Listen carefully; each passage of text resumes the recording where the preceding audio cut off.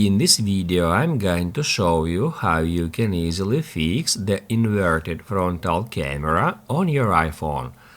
Be sure to watch the video to the very end so you don't make any mistakes. Let's get started, and first off let me demonstrate you what I mean by saying the inverted frontal camera.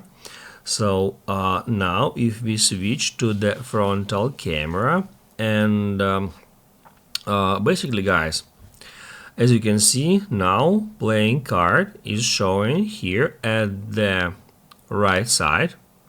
However, if we take a photo and then if we open up that photo, we can see that now playing card at the outcome photo, at the result photo, is showing towards the left side.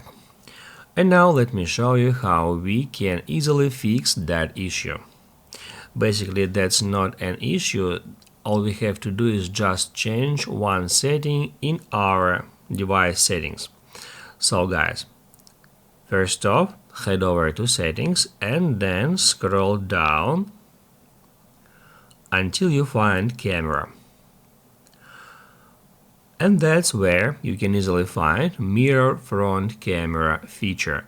All you have to do is just turn it on, and then let's check how it works now.